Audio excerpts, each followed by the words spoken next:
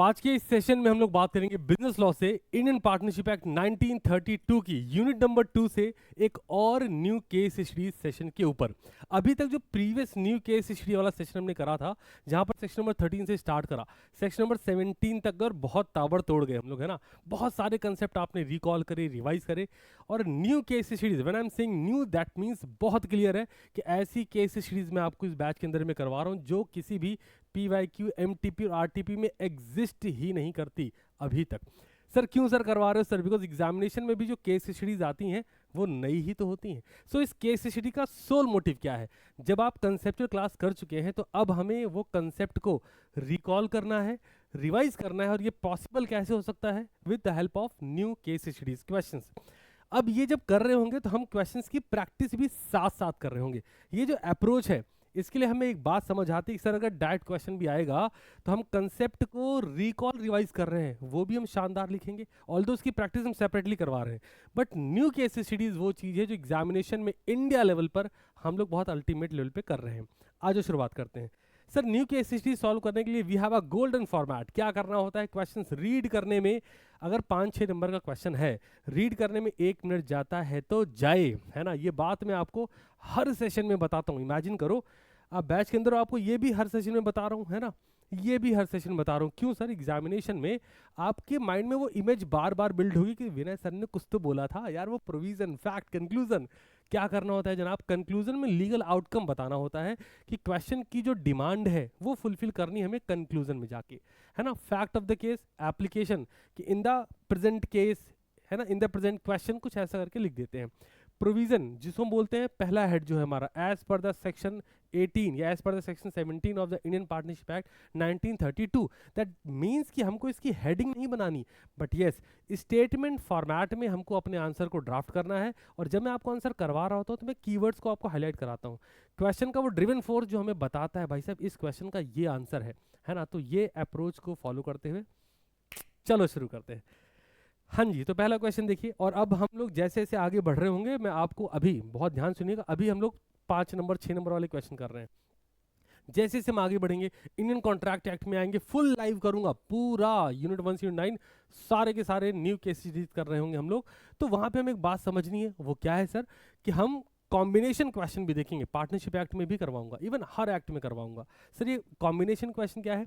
कि 2-3 सेक्शन मिला के एक क्वेश्चन, जैसा इंस्टीट्यूट पूछता है कभी कभी 7 मार्क्स में ना, ये सब एग्जाम से बहुत पहले आपको प्रिपेयर करवाएंगे। आ जाओ पहला क्वेश्चन देखते हैं। My favourite one, ABC partner कोई भी हो फर्क नहीं पड़ता। ध्यान रहो एग्जामिनेशन में नाम मुद्दा नहीं है, क्वेश्चन किसके ऊपर ड्राफ्ट हो रहा है ये मेन कंसेप्ट है। आओ चेक करते हैं। ABC पार्टनर है जो बिजनेस कर रहे हैं, मतलब एग्जिस्टेंस ऑफ बिजनेस अवेलेबल है। ठीक है, आगे बढ़ो। Wholesale trading of agriculture product का, ठीक है जी। द पार्टनरशिप डीड अवेलेबल है।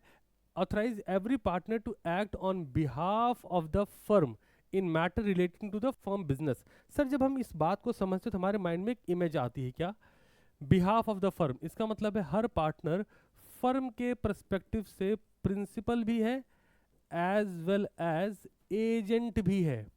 याद आ रहा है? फर्म के लिए हम एक्टिविटी परफॉर्म कर सकते हैं, अभी तक कोई प्रॉब्लम नहीं है। ये बेसिक स्टेटमेंट है, इसमें क्वेश्चन का ड्रिवन फोर्स हमें नहीं मिल रहा। थोड़ा और आगे बढ़ो, चलो चलो चलो। The following event took place, कुछ चीजें हुई हैं, अब मजा आएगा, है ना। आ जाओ, कुछ चीजें हुई, चेक करते हैं।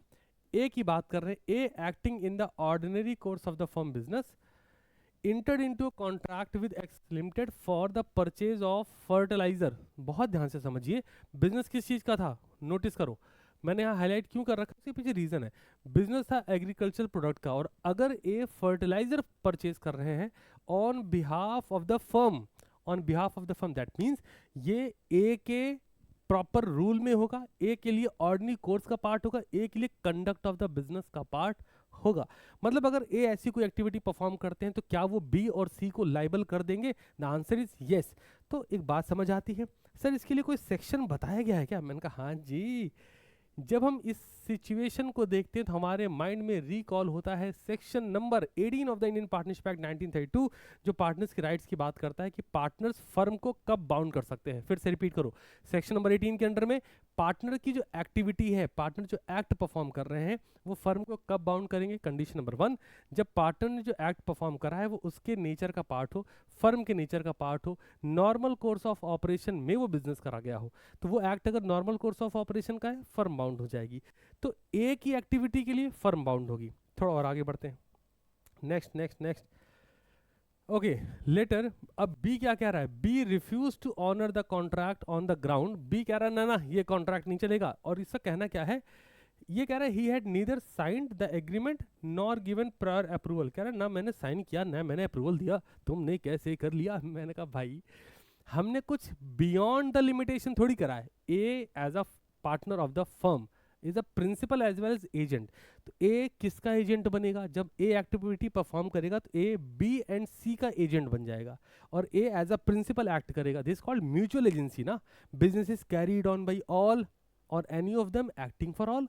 तो सेक्शन 18 पावर अथॉरिटी की बात करता है कि कौन क्या एक्ट परफॉर्म करेगा तो उसके लिए कौन लाइबल होगा। तो अगर एक्ट परफॉर्म करा गया है बिजनेस के पर्पस के अंडर में, है ना, अंडर नॉर्मल या ऑर्डिनरी कोर्स ऑफ बिजनेस, तो जो भी एक्ट परफॉर्म हो रहा है उसके लिए रिमेनिंग पार्टनर्स लाइबल होंगे। तो ये बी जो कह रहे हैं कि मैंने साइन नहीं किया, अप्रूवल नहीं दिया, तुमसे चाहिए भी नहीं। थोड़ा आगे बढ़ते हैं, चलो अगली प्रॉब्लम चेक करते हैं। B without informing A and C, B ने ए और सी को इन्फॉर्म नहीं किया और एक लग्जरी कार परचेज कर ली। ओए होए, आगे बढ़ो। इन the firm name exclusively for his personal use. बात खत्म हो गई। अब समझो, अगर इन्होंने पर्सनल यूज के लिए कार परचेज करी है तो पर्सनल यूज फर्म का पार्ट नहीं है। अगर कोई मोटर व्हीकल परचेज करा गया है for the use of the exclusive use of the business itself, business के लिए परचेज किया गया है, तो रिमेनिंग पार्टनर लाइबल होंगे। बट अगर आपने पर्सनल यूज के लिए करा है तो रिमेनिंग पार्टनर लाइबल, हाँ भाई, नहीं होंगे। आगे बढ़ जाते हैं। और ये क्लेम क्या कर रहे हैं, बीइंग एन एजेंट, कह रहे हैं क्योंकि मैं फर्म का एजेंट हूँ, his act was binding on the firm. Firm का मतलब क्या है जनाब, फर्म का मतलब है ए प्लस बी, नहीं तो होल स्क्वायर वाली कंडीशन आ जाएगी। A B C collectively are called firm. तो बी कह रहा है मैंने एक्ट परफॉर्म करा है, ए और सी भी लाइबल होंगे। ठीक है, मैं तो हुई हूँ, ए और सी भी लाइबल होंगे। आगे बढ़ जाओ। C argue that a partner is an agent of the firm only for transaction connected with the business of the firm. बहुत अच्छी बात कर रहा है और कह रहा है कि नॉट फॉर पर्सनल ट्रांजेक्शन। सी कह रहा है भाई साहब मैं लाइबल तभी हूँगा जब आपने जो एक्ट परफॉर्म करा है वो बिजनेस के पर्पस के लिए है। A and B disagreed with C, A और बी सी से डिसएग्री कर रहे हैं। तो जैसा हमने क्वेश्चन पढ़ा, हमारे लिए हिडन ड्रिवन फोर्स क्या था कि ए जो एक्ट परफॉर्म कर रहे हैं क्या वो ऑर्डिनरी कोर्स का पार्ट है, जवाब है हाँ, तो फर्म लाइबल होगी। बी जो एक्ट परफॉर्म कर रहे हैं पर्सनल पर्पस के लग्जरी कार ले ली, क्या ये फर्म के बिजनेस के एक्ट का पार्ट है, हमने कहा नहीं। अगर फर्म के बिजनेस का एक्ट का पार्ट नहीं है तो फर्म लाइबल नहीं होगी। सेक्शन नंबर 18 आई चेक करते हैं। लिखने का pattern, the contention of C is correct. ठीक है ना, contention of C is correct. C बिल्कुल सही बात बोल रहे हैं कि अगर आपको लाइबल करना है तो आपको फर्म के लिए बिजनेस करना पड़ेगा, फर्म के बिजनेस के लिए एक्ट परफॉर्म करना पड़ेगा। Where the contention of A and B are not correct, ऊपर लिख दिया। अब आ जाओ, जैसे प्रोविजन होता है ना, according to section 18 of the Indian partnership act 1932, a partner is the agent of the firm only for the purpose of the business of the firm। Partner agent कब रहेगा, जब जो एक्ट परफॉर्म हुआ है वो बिजनेस के लिए हुआ होगा। ठीक है साहब। A partner occupy a dual capacity. Dual capacity का मतलब a partner is a principal as well as agent of the firm. जो लाइन लिखी गई इसमें एक लाइन और ऐड करते हैं, एजेंट ऑफ द फर्म। किसी पर्सनल पर्पस के लिए आपने कुछ करा तो पार्टनर लाइबल नहीं है। चलो जी, आ जाओ आगे बढ़ते हैं। Okay, he is a principal as a community of interest in the property business and liabilities of the firm. बहुत क्लियर है कि जो भी कुछ होगा वो फर्म के लिए होगा, है ना। चलो नेक्स्ट आगे आ जाओ।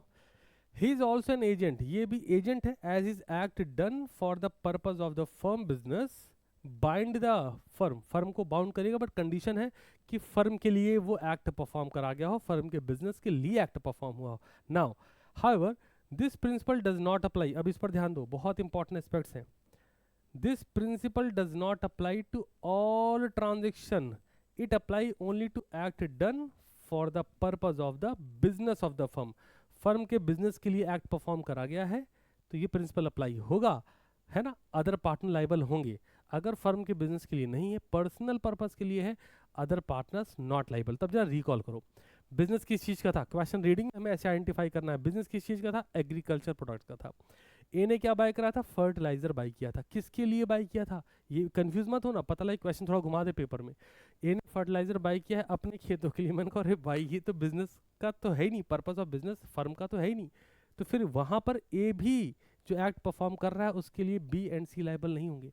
बट हमारे क्वेश्चन में ए ने फर्टिलाइजर बाय किया है फर्म के नाम पे, फर्म के लिए, तो मतलब वो अपने एक्ट के अंडर में कर रहा है, ऑर्डिनरी कोर्स ऑफ बिजनेस का पार्ट है, बी एंड सी लाइबल होंगे। बी ने क्या करा, बी ने लग्जरी कार परचेज कर ली, तो उसके लिए वो बिजनेस का पार्ट है, नहीं। बिजनेस के पर्पस के लिए बाय किया है, नहीं। तो क्या ए एंड सी लाइबल होंगे, नहीं। है ना। आ जाओ चेक करते हैं application to the present case, क्या क्या सिनेरियो बना है। पहला, purchase of fertiliser by A, जैसे मैंने इसको अलग कलर से कर दिया। आप एग्जाम में तो रंग बिरंगा करेंगे नहीं, तो आप उसको अंडरलाइन करेंगे सो दैट एग्जामिनर को पता चले कि आप जो आंसर ड्राफ्ट कर रहे हैं उसके पॉइंटर्स क्या है। इमेजिन करो अगर ये क्वेश्चन 6 नंबर में है, 2 नंबर ये लिख के मिल जाएगा, 2 नंबर ये लिख के मिल जाएगा। चेक करते हैं। The purchase of fertiliser was made in the ordinary course of the firm business and on behalf of the firm, therefore under section 18, section 18 यही तो कहता है A acted as an agent. तो ए ने कैसा act perform करा है दोस्त, agent of the firm. A ने एक्ट करा है एजेंट ऑफ द फर्म, और अगर ए फर्म के एजेंट के बिहाफ पे एक्ट कर रहे हैं तो मतलब B and C are liable, ठीक है ना। And all the partners including B and C liable हो जाएंगे। आगे आ जाओ, purchase of luxury car by B, condition number 2। हमारे पास 2 सिनेरियो थे, तो पहला सिनेरियो ए ने क्या बाय किया, दूसरा सिनेरियो बी ने क्या करा। Luxury car was purchase for बी's पर्सनल यूज, क्योंकि बी ने अपने पर्सनल यूज के लिए बाय करा है, not for the firm business, firm के बिजनेस के लिए नहीं है। तो B was not acting as agent. अब क्योंकि बी एजेंट की तरीके से काम नहीं कर रहे, तो ए और सी प्रिंसिपल की तरीके से काम नहीं करेंगे। इस कंडीशन को समझो, इधर आओ।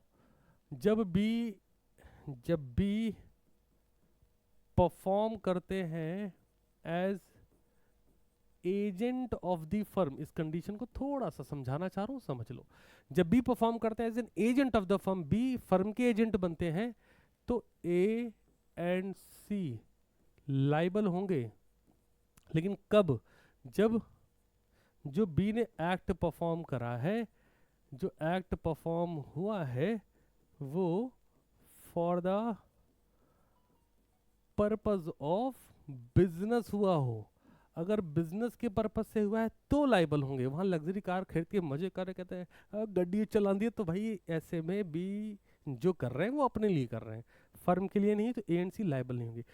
हमने लिख दिया, प्रोविजन बताया, ध्यान दो, प्रोविजन बताया, एप्लीकेशन बताया, दोनों कंडीशन बता दी, मतलब फैक्ट्स बता दिया। कंक्लूजन भी करना है, कंक्लूजन के लिए बिल्कुल हेडिंग बना सकते हो, कोई दिक्कत नहीं। आओ, the contract entered into by A is binding on the firm because it was entered into for the purpose of the firm business. The purchase made by B for his personal benefit does not bind the firm. As a partner authority, as an agent extend only to business transaction for the firm. Therefore, C का जो contention है, question में C को नहीं भूलना कि A ने agriculture वाला किया, B ने पर्सनल कार कर ली, सी ने भी अपना ओपिनियन दिया था कि भाई साहब जो बी कर रहे हैं उसके लिए मैं लाइबल नहीं हूँगा। क्यों, क्योंकि बी अपने पर्सनल बेनिफिट के लिए कर रहे हैं। तो C contention correctly reflect the legal position under section 18 of the Indian partnership act 1932। Please let me know, मजा आया, समझ आया क्वेश्चन कि हाँ सर क्वेश्चन बड़ा ज़रूर था, बट हम इजीली उसको डिकोड कर पाए, ऐसा कुछ बहुत अलग नहीं था। ऑल्दो हम नया कर रहे हैं, बट आपने क्योंकि कंसेप्ट को बहुत बेहतर तरीके से बिल्ड करा है, ये फील लाइक कि हो जाएगा, है ना। बताओ जी बताओ, सारणु सबको समझ में आ गया भाई, जल्दी से बोलो मुझे। वाह जी वाह, जल्दी जल्दी जल्दी जल्दी बताओ, सबको समझ में आ गया, डन मान लूं, आगे बढ़ जाऊं। डन है डन है डन है,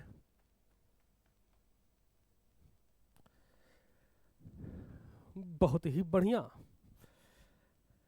now time for next new case studies.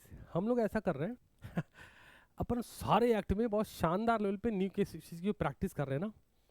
ये कब फील आएगा, जब एग्जामिनेशन में ऐसे पेपर आएगी पहले, अरे ये तो हमने बहुत पहले कर लिया था, ये आएगा, ठीक है।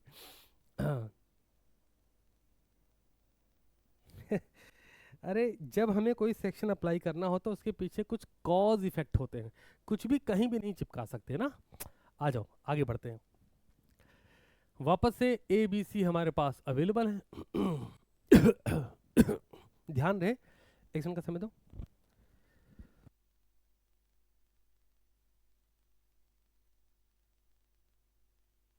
हाँ जी। ध्यान रहे, क्वेश्चन की रीडिंग में हमें नेचर ऑफ बिजनेस को आइडेंटिफाई करना है, नेचर ऑफ ट्रांजैक्शन को आइडेंटिफाई करना है, जब भी अपन फिगर आउट कर पाएंगे। मैं इसको मेंशन करता हूँ, आप भी नोट करो। हमें क्वेश्चन रीडिंग में नेचर ऑफ बिजनेस क्या है, बिजनेस किस चीज का है मालिक, ये ढूंढना है। हवाबाजी नहीं करनी कि क्वेश्चन देखा हाँ मुझे आता है तो नंबर चला जाता है, क्यों ऐसी हरकत करनी। नेचर ऑफ बिजनेस ढूंढ लो, फिर फिर नेचर ऑफ ट्रांजैक्शन भी ढूंढ लो कि एक्चुअल में क्या कहा जा रहा है, क्वेश्चन क्या डिमांड कर रहा है, उसके हिसाब से रिस्पॉन्ड करो। समझाता हूँ। अगर आपने नेचर ऑफ बिजनेस नहीं ढूंढा तो आप नेचर ऑफ ट्रांजेक्शन को आइडेंटिफाई कैसे करोगे, है ना। तो ये बहुत इंपॉर्टेंट, जैसे मैं बताता हूँ इस क्वेश्चन के साथ आपको ये बात। आओ, एबीसी है और ये हार्डवेयर का बिजनेस कर रहे हैं। हमको बात समझ आ गई कि हार्डवेयर का बिजनेस है, तो ये पानी बतासे तो बेचने से रहे, है ना। ये फैन बेचने से रहे, कंप्यूटर बेचने से रहे, हार्डवेयर का बिजनेस है। अब आगे बढ़ो। Firm engage in the wholesale business of construction material. Clear cut बात है, कंस्ट्रक्शन मटेरियल परचेज कर रहे हैं। ये हमने क्या आइडेंटिफाई किया दोस्त, हमने नेचर ऑफ बिजनेस आइडेंटिफाई कर लिया कि कंस्ट्रक्शन मटेरियल का पार्ट है। अब किसी पार्टनर के पास जो भी राइट्स होंगे वो कुछ भी परचेज करेगा if the purchase is related with the construction material, अगर और वो फर्म के बिजनेस में यूटिलाइज हो रहा है, यूज हो रहा है, तो बाकी पार्टनर लाइबल होंगे, अगर हम सेक्शन 18 को देखें। बट अभी क्वेश्चन आगे बढ़ते हैं। During the course of business the following acts, क्या बात है यार, following acts were done by A without consulting B and C. समझ रहा है क्या, ए ने कुछ एक्ट परफॉर्म करे हैं, कुछ एक्ट्स परफॉर्म करे हैं बिना बी और सी से कंसल्ट किए हुए। अगर ये बात निकल के आई तो हमें यहीं पर वो बात मिल गई जो हम क्वेश्चन में ढूंढते हैं। ए विदाउट कंसल्टिंग बी मतलब अगर एक पार्टनर, ध्यान दो, अगर एक पार्टनर किसी दूसरे या तीसरे पार्टनर से बिना किसी कंसल्ट की कोई एक्टिविटी परफॉर्म कर रहा है, दैट मींस उसके पास कुछ तो इम्प्लाइड है which is presumed by the law, है ना। तो अगर हम ये समझ रहे हैं तो हम बड़े प्यार से लिखेंगे सर सेक्शन नंबर 19 में इम्प्लाइड इम्प्लाइड अथॉरिटी की बात करी गई है। मजा आ रहा है है ना, ऐसे आइडेंटिफाई करना है। हम क्वेश्चन ने क्या बोला, विदाउट, ये वर्ड पकड़ो, without consulting. What do you mean by implied authority which is presumed by the law कि ये पार्टनर है, तो ये फर्म के बिहाफ पर ये act ordinary course of the business में कर सकता है। हर बात के लिए भैया माल खरीद लें, भैया माल बेच दें, भैया इतना कमीशन, ऐसा थोड़ी करेगा। ऑर्डिनरी कोर्स, ध्यान रहे वर्ड। अब आओ चेक करते हैं कि भाई साहब ने क्या क्या किया। परचेज सीमेंट, ध्यान दो, सीमेंट परचेज करी। मैंने कहा बात बताओ, नेचर ऑफ बिजनेस पता था। अरे सीखो, ध्यान से सीखो, बहुत वक्त बाद एग्जाम है, मजे करो। नेचर ऑफ बिजनेस पता था कि कंस्ट्रक्शन मटेरियल का बिजनेस है। सीमेंट खरीदा 40 लाख रुपए की फ्रॉम जो भी नाम हो, credit in the ordinary course. मैंने कहा बात बताओ, अगर ऑर्डिनरी कोर्स में परचेज किया है और फर्म के लिए परचेज किया है तो इसके लिए बी और सी से पूछने की जरूरत है क्या। अरे हम पार्टनर हैं क्यों भाई, हम इसीलिए तो पार्टनर है कि हम ऑर्डिनरी कोर्स में फर्म के बिजनेस के लिए। नेचर ऑफ बिजनेस पता था। अब नेचर ऑफ ट्रांजेक्शन देखो, समझ आ रहा, मजा आ रही कि हाँ भाई सीमेंट खरीदी तो कंस्ट्रक्शन मटेरियल का ही तो पार्ट है, इसके लिए बी एंड सी लाइबल होंगे। सेक्शन नंबर 19 के अंडर में which is implied authority, partner कोई एक्ट परफॉर्म करता है, उसे कंसल्ट करने की और इन्फॉर्म करने की जरूरत नहीं है, बाकी पार्टनर लाइबल हो जाएंगे। अगर नेचर ऑफ बिजनेस और नेचर ऑफ ट्रांजेक्शन सेम रहता है in the ordinary course of business and for the firm business, ठीक है ना। आगे बढ़ते हैं। Submitted a dispute between the firm, अब दूसरा काम क्या करा, फर्म डिस्प्यूट सबमिट करा टू आर्बिट्रेशन। तीसरा, open a bank account in his own name. ओ ओ, यहां पर क्या था, ये वाली लाइन देखो, submitted dispute between the firm and Y limited. Y limited और फर्म के बीच में डिस्प्यूट था, उसको सबमिट करा है, तो ये आर्बिट्रेशन में ये फिर भी चल जाएगा। बट ये जो इन्होंने अपने नाम से अकाउंट ओपन करवा लिया है और receive payment belonging to firm, firm की पेमेंट अपने अकाउंट में लिए जा रहे हैं, मैंने कहा ये तो भाई इम्प्लाइड अथॉरिटी का पार्ट नहीं, which is presumed by the law. Law ये थोड़ी मान के बैठा है कि आप अपने नाम से अकाउंट ओपन करा लो, पैसा अपने अकाउंट में लो, फर्म के नेम से अकाउंट ओपन होना था। Next, purchase a commercial plot, ध्यान दीजिए, land in the name of the firm, वापस से फर्म के नाम पे परचेज हुआ। अब तुम देखो क्या बेहतरीन क्वेश्चन निकल गया है, ये 5 से 6 नंबर में आ जाए, आधे लोग ऐसे बैठेंगे एंड यू फील लाइक कि हो जाएगा जी, फर्म के नाम पे परचेज किया। अगला हो, entered a new partnership with D on behalf of the firm for starting another business, firm के बिहाफ पे नई पार्टनरशिप में इंटर कर गया डी के साथ, ये इम्प्लाइड अथॉरिटी का पार्ट है।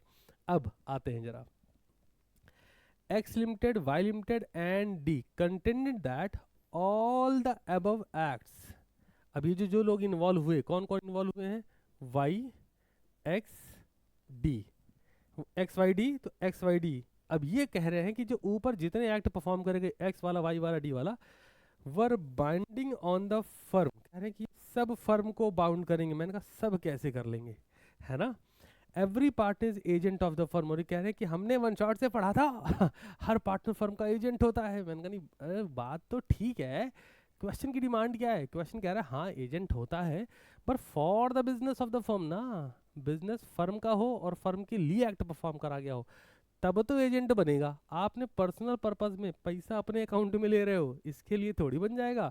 सेक्शन नंबर 19 एप्लीकेबल होगा। आ जाओ यारों, शुरू करते हैं फटाफट से।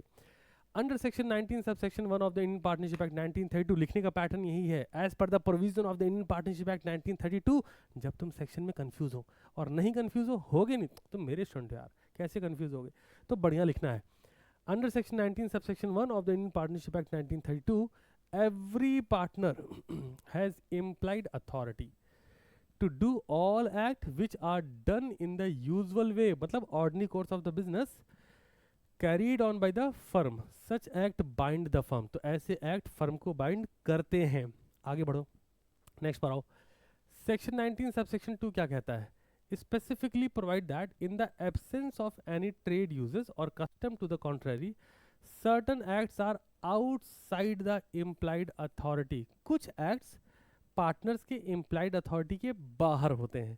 मैंने कहा अब मजे करेंगे, चेक करो लिखने का पैटर्न देखो। Application to the present case, present case में क्या हुआ है दोस्त, आओ जरा, एक काम ये हुआ 2 3 4 5, 5 काम किए और 6 नंबर का सवाल है, ठीक है। आइए, purchase of cement and steel on credit, अगर ये सीमेंट खरीदते, स्टील खरीदते, कुछ भी करते, this an act done in the ordinary course of the firm business, और क्योंकि ये ऑर्डिनरी कोर्स में है तो बाइंडिंग ऑन द फर्म। मजा आ रहा है कि हाँ भाई, नेचर ऑफ बिजनेस पता था, ट्रांजेक्शन ऑफ बिजनेस पता है, और ये ऑर्डिनरी कोर्स में किया गया है, फर्म बाउंड होगी। सेकंड पर आओ, submission of a dispute, dispute submit कर दिया, तो आओ चेक करो, a partner has no implied authority, no implied authority, कोई इम्प्लाइड अथॉरिटी नहीं होती है to submit a dispute relating to the firm business, arbitration not binding on the firm। अब आप इसके लिए फर्म को बाइंड नहीं करते। मुझे बात बताओ, बहुत ध्यान से सोचो, तुम वो पार्टनर हो, अब रिलेट करो, तुम एक पार्टनर हो जिसके साथ तुम पार्टनर थे, फर्म का कोई डिस्प्यूट है, और तुम्हारा जो दूसरा वाला पार्टनर है वो जाके फर्म का डिस्प्यूट का सेटलमेंट कराया, सबमिट कर दिया, अरे कोई बात नहीं आपस के लोग हैं। तुम क्या बोलोगे, हाँ ठीक कोई बात नहीं, इट्स ओके। तुम बोलोगे ना ना ना ना ना, डिस्प्यूट सेटलमेंट या फिर डिस्प्यूट सबमिट होना था तो मुझे पहले आपको इन्फॉर्म करना पड़ेगा। It's not your implied authority which is presumed by the law, ये कानून द्वारा माना हुआ नहीं है कि हाँ ये तो आप कर ही सकते हैं। आप फर्म के नाम पे, फर्म के लिए, फिर से सुनो, फर्म के नाम पर, फर्म के लिए बिजनेस कर सकते हैं, ये इम्प्लाइड है। फर्म के नाम पे, फर्म के लिए अमाउंट रिसीव कर सकते हैं, ये इम्प्लाइड है। फर्म के नाम पे, फर्म के लिए अकाउंट ओपन करवा सकते हैं, ये भी इम्प्लाइड है। फर्म के नाम पे, फर्म के लिए पेमेंट कर सकते हैं, ये भी इम्प्लाइड है। बट अब आप सेटलमेंट करने लगे, कमीशन मारने लगे, अकाउंट ओपन करने लगे, अपने लिए पर्सनल प्रॉपर्टी लेने लगे, ये थोड़ी इम्प्लाइड है। तो अगर ऐसा कुछ हो रहा है तो फर्म बाउंड नहीं होगी, क्लियर है ना। तीसरी कंडीशन पर आओ, ओपनिंग बैंक अकाउंट इन ओन नेम, अपने नाम से बैंक अकाउंट ओपन कर लिया। A partner cannot, by virtue of his implied authority, open a banking account on behalf of the firm in his own name, नहीं कर सकता, और अगर ऐसा किया है फर्म बाउंड नहीं होगी। मजेदार है ना। Next, purchase of a commercial land, सुनो मेरी बात, जब आपने ये स्टेटमेंट पढ़ा होगा, purchase of a commercial plot of land in the name of the firm, तो आपको लगा हाँ अब तो ये तो ठीक है। मैंने कहा अरे ऐसे नहीं, इधर आओ इधर आओ, A partner has no implied authority to acquire immovable property on behalf of firm. तुम्हारे पास ये, सर ऐसा क्यों नहीं है सर, तुम्हारे मन में सवाल आ सकता है। अब समझो एग्जाम में क्वेश्चन आएगा, मेरी बात बहुत ध्यान से सुनना समझना। इंस्टीट्यूट कैसे कंफ्यूज करता है स्टूडेंट्स को। ऊपर दे दिया कंस्ट्रक्शन मटेरियल का बिजनेस है, कंस्ट्रक्शन मटेरियल, तो बच्चे को लगेगा कि कंस्ट्रक्शन है तो जमीन तो ले ही सकता है। मैंने कहा रे मालिक, जमीन एक इमूवेबल प्रॉपर्टी है। और अच्छा कंफ्यूज कहाँ से करेंगे, वर्ड दे दिया था कॉमर्शियल प्लॉट, कॉमर्शियल तो दिमाग में आएगा हाँ बिजनेस की तो बात हो रही है, खरीद के बेच देंगे। मैंने कहा रे नहीं, ये इमूवेबल प्रॉपर्टी है और इमूवेबल प्रॉपर्टी के लिए इम्प्लाइड अथॉरिटी तुम्हारे पास नहीं हो सकती, which is presumed by the law, कि तुम्हारा मन है खरीद लो बिना हमें बताए। मैंने कहा ऐसे कैसे, कैसे तुम बोलोगे सर इसमें कंफ्यूजन या दिक्कत कहाँ है। मैंने कहा दिक्कत है ना, आप जब कोई इम्प्लाइड अथॉरिटी आप पे नहीं है और आप प्लॉट परचेज करते हैं विच इज इमूवेबल प्रॉपर्टी, तो प्रॉपर्टी में सिर्फ तुम्हारा हिस्सा होगा, हमारा तीनों का है, चारों का, जितने पार्टनर सबका शेयर लग जाएगा। और हो सकता है उसमें तुम्हारा कोई पर्सनल इंटरेस्ट हो, तो आपको पहले कंसेंट लेनी पड़ेगी। Majority is the not the rule from all the partners, सारे पार्टनर्स कंसेंट देंगे, अगर वो एग्री हैं तो कोई इमूवेबल प्रॉपर्टी आप बाय कर सकते हैं। सेक्शन 19 सबसेक्शन 1 और subsection 2 is not allowed under implied authority. A partner is not able to buy और परचेज एनी इमूवेबल प्रॉपर्टी। ध्यान रहे, छोटी बात है बट क्या मजेदार चीज है, कंफ्यूजन यहाँ आ सकता था ना। तो अगर आपको बात पता लग गई कि इम्प्लाइड अथॉरिटी नहीं होती तो फर्म बाउंड नहीं होगी। अगले पे आते हैं, entering into another partnership on behalf of the firm. मुझे बात बताओ, पार्टनर के पास क्या अथॉरिटी है क्या कि तुम फर्म के बिहाफ पे कहीं और इंटर कर गए पार्टनरशिप में। मैंने कहा अरे ऐसे कैसे कर रहे हो भाई, a partner can not inter into partnership on firm के बिहाफ पर मत करो, तुम्हें बनना है तुम जाओ। तो अगर ऐसा है तो again not bind the firm, तुमको जम रहा ना पॉइंट। ये 6 नंबर क्वेश्चन में हमने 5 पॉइंट का कंक्लूजन दिया है on the basis of section 19 subsection 1 and 2। तो इससे अप्रोच है ना, आखिरी में कंक्लूजन पर आओ। कंक्लूजन में जो कुछ लिखा उसको कंक्लूड कर देना है बस, है ना। Only the purchase of cement and steel is within as implied authority, therefore binding on the firm. इसके अलावा the remaining acts, submission to arbitration, opening a bank account, his own name, acquisition of immutable property and entering into another partnership are specifically excluded from the scope of implied authority under section 19 subsection 2. Hence they do not bind the firm unless otherwise agreed। कोई express agreement हुआ तो अलग बात है। Done हो गया, बताओ जी। हाँ भाई सारे बच्चे मेरे को बताएं, कंसेप्ट रिकॉल एंड रिवाइज हो रहा है, क्वेश्चंस की प्रैक्टिस हो रही है, अप्रोच समझ आ रही है कि क्वेश्चंस की रीडिंग करनी है, कैसे लिखना है, क्लियर हो माइंड में, है ना। क्वेश्चन रीड करने में हमें आइडेंटिफाई करने की जरूरत है।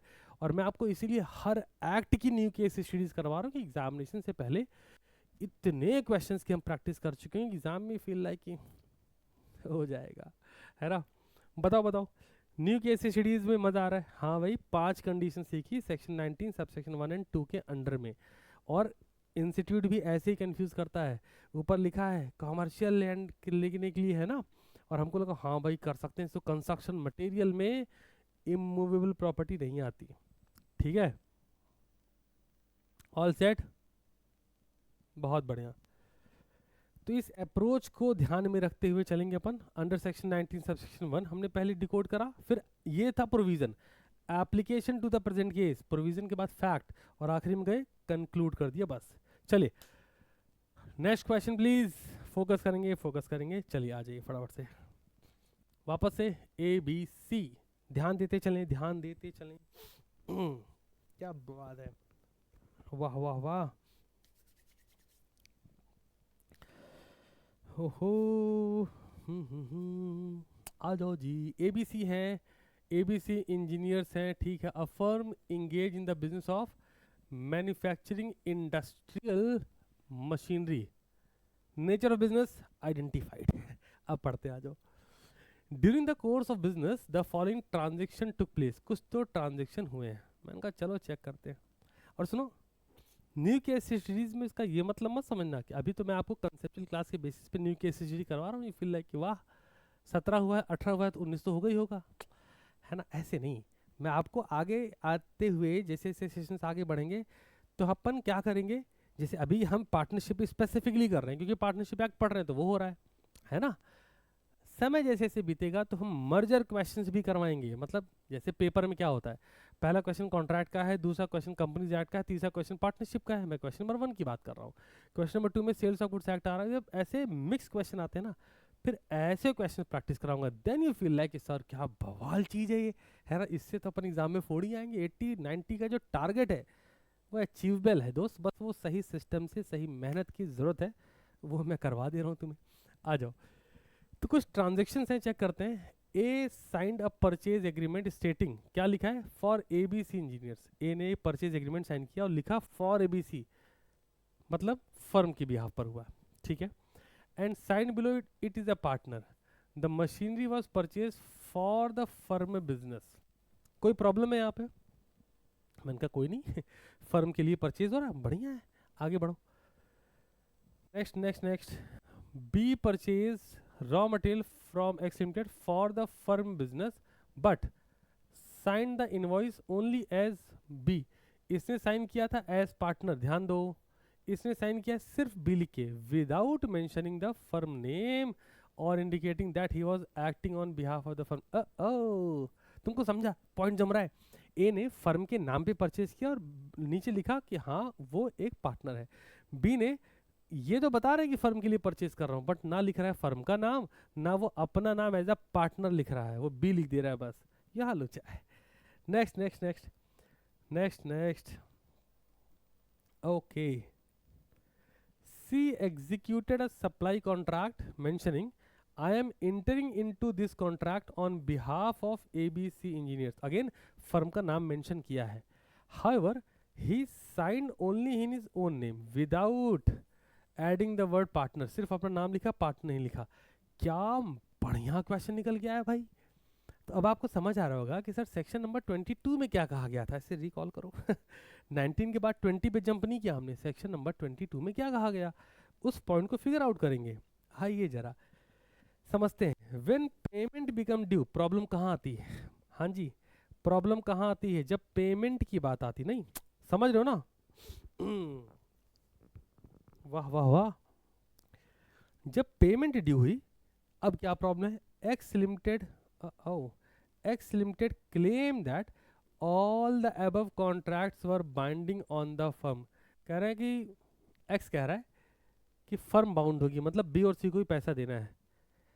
अब इसी प्रॉब्लम में डिस्प्यूट्स आ गया क्लेम को लेके, हम क्यों पैसा दे, हम क्यों पैसा दे, ये प्रॉब्लम आई। मैंने कहा एक बात बताओ, section number 22 of the Indian partnership act 1932 क्या कहता है? ये कहता है कि अगर अगर अगर फर्म बिजनेस के अंडर में, ध्यान दीजिए, फर्म बिजनेस के अंडर में कोई भी एक्ट परफॉर्म हुआ है, कोई भी एक्ट परफॉर्म हुआ है फर्म के लिए, फर्म के नाम पे, फर्म के बिजनेस के लिए, अगर एक्ट परफॉर्म हुआ है तो अदर पार्टनर्स जो हमारे पास अवेलेबल हैं वो लाइबल होंगे ही होंगे। तो सेक्शन नंबर 22 ऐसे मस्त अप्लाई करेंगे। आ जाओ उड़ा देते हैं जरा। चलिए जी, लिखने का पैटर्न सेम है। According to section 22 of the Indian partnership act 1932, एकदम चकाचक लिखो। According to section 22 of the Indian partnership act, an act or instrument executed by a partner, अगर किसी पार्टनर ने कोई इंस्ट्रूमेंट या एक्ट एग्जीक्यूट करा, मतलब परफॉर्म करा, bind the firm only if, तो फर्म को बाइंड करेगा only if it is done or execute in the name of firm, firm के नाम पे हुआ हो। हमने यहाँ क्या लिखा आपको, अगर फर्म का बिजनेस एक्ट परफॉर्म हो रहा है तो पार्टनर लाइबल होंगे, मतलब फर्म के लिए एक्ट हुआ है तभी, फर्म के लिए बिजनेस हुआ है तभी पार्टनर लाइबल होंगे, कंडीशन सेम है। और अगर ऐसा है तो फर्म बाउंड होगी, अदरवाइज नहीं होगी। वेरी सिंपल, चेक करते हैं। एप्लीकेशन प्रेजेंट केस में क्या है, वी हैव सर्टेन कंडीशंस। पहला, कॉन्ट्रैक्ट एग्जीक्यूटेड बाय ए। मुझे एक बात बताओ, ए ने क्या करा था? ए ने परचेज किया, और वो जो परचेजिंग है फॉर फॉर तो फर्म बिजनेस के लिए परचेज करा, लॉजिकल बात है। साइन किया एज अ पार्टनर, मशीन जो परचेज हुई वो बिजनेस फर्म के लिए करेगी। तो अगर ऐसा है तो contract executed by A, A sign for ABC engineer describe himself as a partner. अगर ये है clearly shows that A acted on behalf of the firm, और अगर ये हो रहा है तो contract binding on the firm, firm liable होगी। लॉजिकल बात है, मजा आ रहा समझ के कि फर्म के लिए, फर्म के बिजनेस में ऑर्डिनरी कोर्स में एक्ट परफॉर्म हुआ है तो फर्म मतलब other partners are liable. Okay, आगे बढ़ते हैं। बी का चेक करो। बी विदाउट, बी परचेज करे raw material firm for the firm business but sign the invoice only as a B without mentioning the firm name. मुझे एक बात बताओ, बहुत लॉजिकल बात है, अगर आपने ये मेंशन नहीं किया तो लाइबिलिटी अदर पार्टनर्स क्यों लेंगे भाई? आपने, आप समझो, आप तो फ्रॉड करने पे आ गए ना, कि आपने फर्म के नाम पर परचेज किया, लेकिन उस क्रेडिट नोट में या फिर जो ट्रांजेक्शन बन रहा है, जो इनवॉइस बन रही है, ना फर्म का नाम लिख रहे हो ना ये लिख रहे हो कि तुम पार्टनर हो। मतलब तुम फ्यूचर फ्रॉड के लिए रेडी कर रहे हो कि अगर हमको मौका मिला तो हमने लिखा है सिर्फ बी, पर्सनल ट्रांजेक्शन हम वो प्रॉपर्टी मार देंगे। तो इस कंडीशन में फर्म का नाम नहीं है, क्योंकि फर्म का नाम क्वेश्चनेबल है, मतलब फर्म के बिजनेस के लिए तो नहीं एक्ट आपने परफॉर्म करा है, तो लाइबल क्यों ही होंगे फिर other partner. Not binding on the firm, पढ़ लेते हैं, याद रखें लिखना अपने को ऐसे ही है, ठीक है। आज चेक करते हैं। Although B purchase goods for the firm business, he sign only in personal name and did not mention the firm name, firm का नाम मेंशन नहीं किया, indicating that he was acting on behalf of the firm. वो बस indicate कर रहा था, firm का नाम लिखा नहीं। There is nothing in the document expressing or implying on the intention of to bind the firm. Firm को बाउंड करने वाला कोई इंटेंशन दिख नहीं रहा बी के ट्रांजिशन में, क्योंकि बी सिर्फ अपना नाम लिख रहे हैं, फर्म का नाम लिख ही नहीं रहे, कि फर्म इनवॉइस में फर्म का नाम ही नहीं है। तो अगर फर्म का नाम नहीं है, तुम वो पार्टनर हो, मैंने एक्ट परफॉर्म कर दिया, मैंने अपना पर्सनल नाम लिखा, तुम लाइबिलिटी क्यों ही लोगे, है कि नहीं। The contract is not binding on the firm under section 22। तीसरे पर चलते हैं।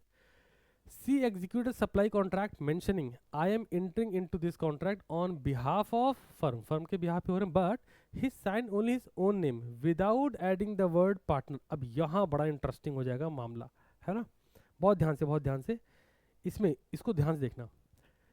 C executed a supply contract, इस पॉइंट को पकड़ो, ये जो कॉन्ट्रैक्ट करा है उस कॉन्ट्रैक्ट में इसने मेंशन किया है, ध्यान देना।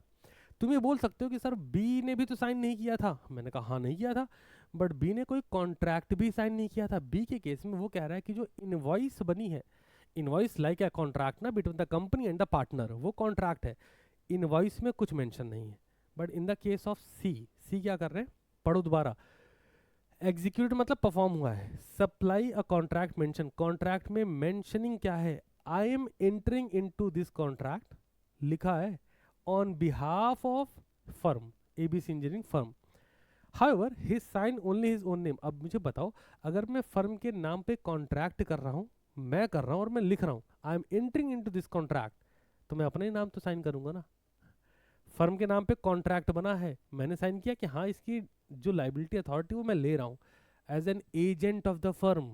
फर्म के, समझो फर्म के बिहाफ पर हम ट्रांजिशन कर रहे हैं और मैं साइन कर रहा हूँ हाँ इस फर्म का मैं एजेंट बन के ये एक्ट या कॉन्ट्रैक्ट परफॉर्म कर रहा हूँ। तो मेरी इंटेंशन क्या है, intention to create legal relationship दिख रही कि नहीं दिख रही, फर्म के लिए, फर्म के लिए बिजनेस हो रहा है, तो बाकी पार्टनर लाइबल होंगे, फर्म बाउंड होगी जी। पढ़ लेते हैं, आओ। कॉन्ट्रैक्ट एग्जीक्यूटेड बाय सी, देखो मैं आपको ऐसे डायरेक्ट आंसर बता सकता हूँ, बट मैं ये चाहता हूँ क्वेश्चन रीडिंग के दौरान आप अपनी एनालिटिकल थिंकिंग का इस्तेमाल करो, इंटरप्रिटेशन को और स्ट्रॉन्ग करो कि क्वेश्चन में क्या केस सिनेरियो बन सकता है, क्वेश्चन कहाँ से इंस्टीट्यूट घुमा सकता है, मैं तुम्हें उस लेवल पे प्रिपेयर कर रहा हूँ, है ना। आ जाइए। C expressly stated that in the contract that he was acting on behalf of, साफ साफ लिखा है कि फर्म के बिहाफ पर कर रहा है ना। Even though he sign only his own name, the document clearly express, document तो क्लियरली बता रहा है क्या, इंटेंशन, कि भाई साहब फर्म को बाउंड करना है, I am signing, I am entering into this contract on behalf of, है ना। आ जाओ। Therefore, the absence of the designation partner is not material। तो डेजिग्नेशन क्या है ये इंपॉर्टेंट नहीं है, मैं इसका एग्जांपल समझाता हूँ, बहुत ध्यान सुनिए। आप किसी कार के शोरूम पे जाते हैं, बहुत ओपन माइंडेड होकर सुनो, आप किसी कार के शोरूम पे जाते हैं, आप उससे बोलते हैं मुझे कार परचेज करनी है, कार मैन्युफैक्चरिंग कंपनी का जो मालिक होगा, चलो छोड़ो कार कहाँ गए, जियो का सिम लेने गए तो क्या अंबानी तुमको सिम थमाने आएंगे, नहीं, जहां से भी तुमने सिम बाय किया वो फर्म के बिहाफ पर कॉन्ट्रैक्ट में इंटर होगा, वो अपना नाम साइन कर देगा, वो हर जगह लिखेगा थोड़ी कि मैं सेल्स एग्जीक्यूटिव हूँ, मैं रिप्रेजेंटेटिव हूँ, कुछ नहीं लिखेगा, साइन कर देगा। तो भी फर्म लाइबल होगी कि नहीं होगी किसी भी कॉज के लिए? बिल्कुल होगी, ये वैसे ही है। ठीक है, आगे आ जाओ। द contract is binding the firm. Conclusion क्या है? सेम बातें लिख देनी है। Thereby satisfying the requirement of section number 22, सारी बातें सेम है। ए का कॉन्ट्रैक्ट फर्म को बाउंड करेगा, बी का कॉन्ट्रैक्ट नहीं बाउंड करेगा, सी का कॉन्ट्रैक्ट बाउंड करेगा। अब मान लो एक बच्चा कोई ऐसा है, ऑल्दो आप मेरी बैच में तो सवाल ही नहीं, इतने सारे सेशन ले चुका हूँ कि आपके माइंड में डाउट ही नहीं आएगा, बट मान लो कोई एक बच्चा ऐसा है, सर जब हमने ए बी सी को अलग लिख दिया सर तो फिर से लिखना जरूरी है? हाँ फिर से सुनो, हाँ कंक्लूजन में हमने जो कुछ लिखा यहाँ हमने कॉज दिया, रीजन दिया और कंक्लूड करा है। फिर से देखो, कॉज दिया, रीजन दिया, कंक्लूड किया, कॉज दिया, रीजन दिया, कंक्लूड किया, है ना? लेकिन कंक्लूजन में सिर्फ कंक्लूड करना है। एग्जामिनर कंक्लूजन पे पहुंचे कि ए के ट्रांजिशन फर्म को क्लैरिटी ऑफ थॉट, एग्जाम में देखा कंक्लूजन में पहुंचा वो ए फर्म को बाउंड करेगा, ओके डन, 2 नंबर दे दो। बी फर्म का ट्रांजिशन फर्म को बाउंड नहीं करेगा, ठीक है 2 नंबर दे दो। सी का ट्रांजिशन, हाँ ये भी फर्म को बाउंड करेगा बिकॉज कॉन्ट्रैक्ट में इंटर हुए हैं, नहीं कुछ लिखा नहीं बता रहा हूँ सी कॉन्ट्रैक्ट में इंटर हुए हैं फर्म के बिहार पे, तो सी का जो ट्रांजिशन है वो भी फर्म को बाउंड करेगा। 2 नंबर 2 नंबर 2 नंबर 6/6 दे दो बच्चे को, ये तो सीटीसी क्लासेस वाला है, ओह मजा आ गई। ठीक है, हाँ जी बताओ, क्वेश्चन में अप्रोच क्लियर हो रही है? सेक्शन नंबर 22 हमने सीखा, तो जिन बच्चों को थोड़ा बहुत डाउट भी था सेक्शन 19 22 एप्लीकेबल कैसे होता है, ऐसे होता है जी ठीक है, बताओ फटाफट से क्लैरिटी है सबको? जल्दी जल्दी बोलो। और अभी अभी अभी कैसा करेंगे अपन, समझो ना मेरी बात, मैं तुम्हें पढ़ा रहा हूँ ना दोस्त, जस्ट फील द ऑरा। मैं भी क्या करूँगा, सेक्शन 19 सेपरेटली सिखाया, 22 भी सेपरेटली सिखाया, अब चलो मर्जर करके भी एक क्वेश्चन बनाते हैं केस स्टडी का, थोड़ा जल ग्रहण कर लूँ, है ना? 1 सेकंड का समय दो बस।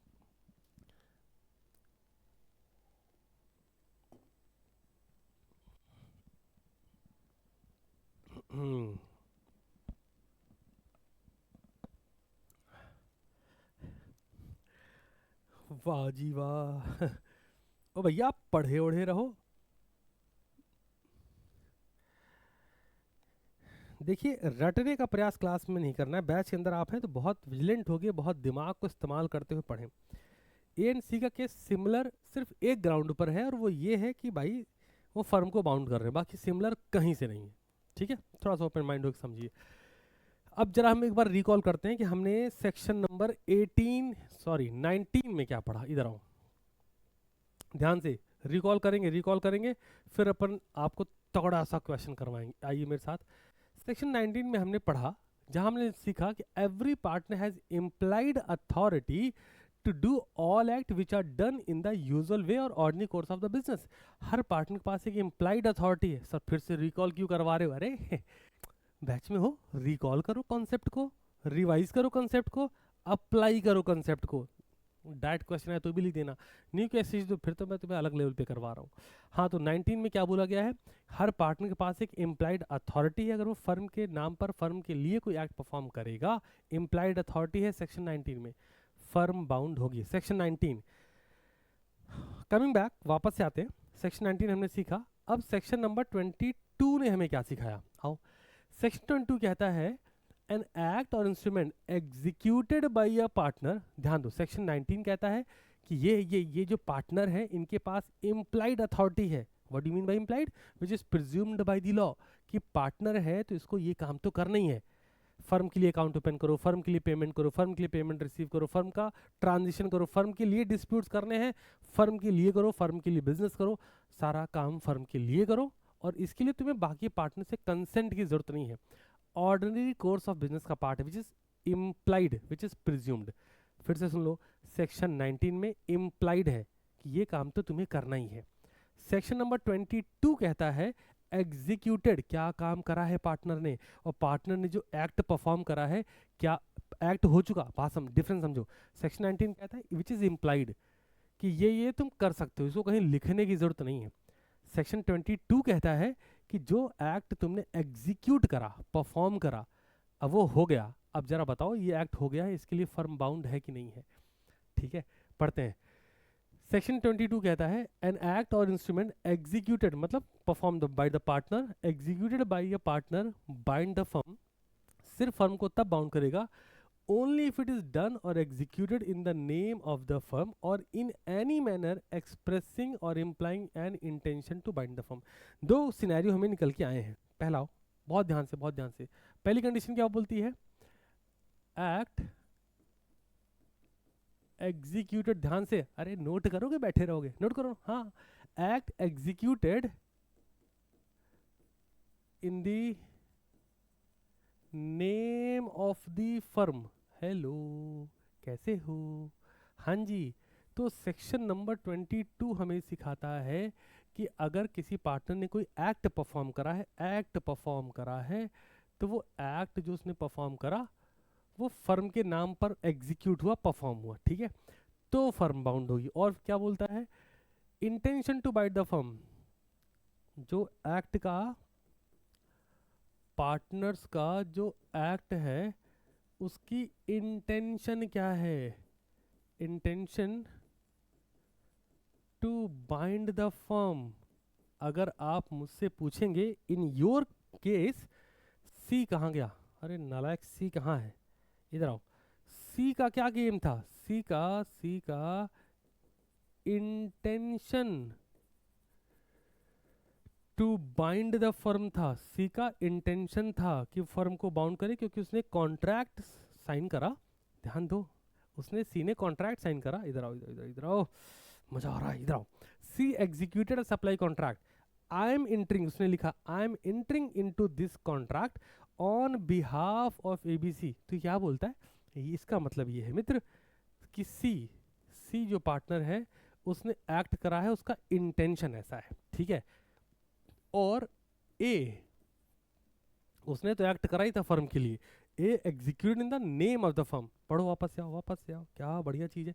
ए इसका क्या सीन है, परचेज एग्रीमेंट जो एबीसी का है, sign below its partner, the machine was purchase for the firm business, वापस से आओ, फर्म के बिजनेस के लिए फर्म के नाम पर किया है, तो ए ने फर्म के नाम पे किया, सी का इंटेंशन ऐसा था, बी का क्या सीन था वो भी पढ़ लो, बी परचेज रॉ मटेरियल और उसने कोई नाम वाम नहीं लिखा, तो भाई हमको सेक्शन नंबर 22 में मित्रों, सेक्शन नंबर 22 में दो चीज ढूंढनी है, फिर से सुनो, सेक्शन नंबर 19 में हम बोलते हैं इम्प्लाइड, विच इज इम्प्लाइड कि ये तो आपको करना ही है, सेक्शन नंबर 22 में तुमने क्या किया है, जो तुमने एग्जीक्यूट करा, जो परफॉर्म करा, उसमें दो चीज़ें देखनी, पहली चीज़ क्या, जो एक्ट एग्जीक्यूट हुआ वो फर्म के नाम पे फर्म के लिए हुआ है क्या, अच्छा चलो ये अगर नहीं हुआ तो क्या उस वक्त जो एक्ट परफॉर्म करा है पार्टनर, उसकी इंटेंशन है कि फर्म को बाउंड करे।